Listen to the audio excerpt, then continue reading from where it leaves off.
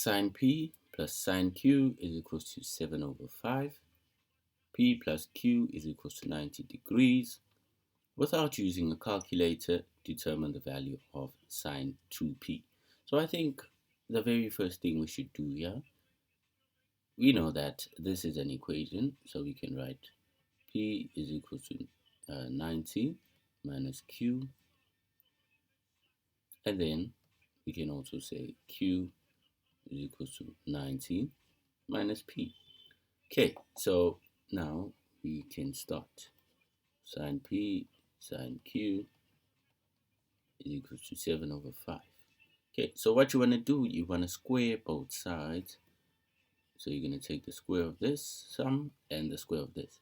So this is going to give you sine square P plus 2 sine P sine Q plus sine Q squared is equals to 49 over 25. Okay, so now what you want to do, since they are asking for sine 2p, you want to write everything in terms of p. So this means that we're going to use the fact that q is equal to 90 minus p.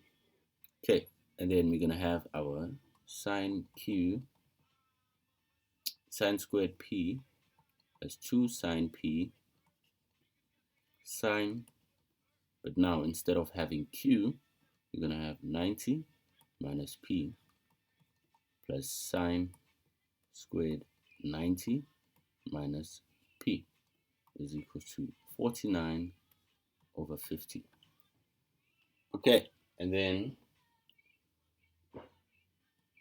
we know that these are just co-ratios.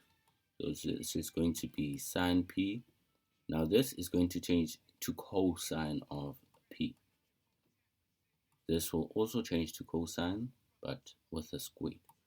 So this is going to be cos squared p is equal to 49 over 50. Not 50, sorry, 25.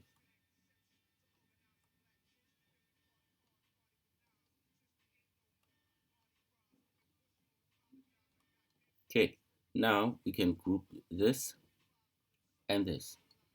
So we're going to say 2, oh, and we can change this to the double angle. So this is just going to be sine 2p plus sine squared p plus cos squared p equals 49 over 25. Okay, now this is your Pythagorean identity, which is equals to 1.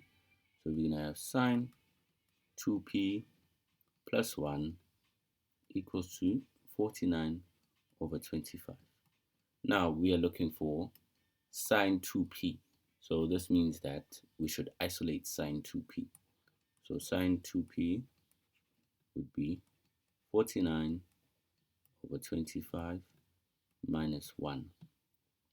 Okay, then now we have to find the value of this.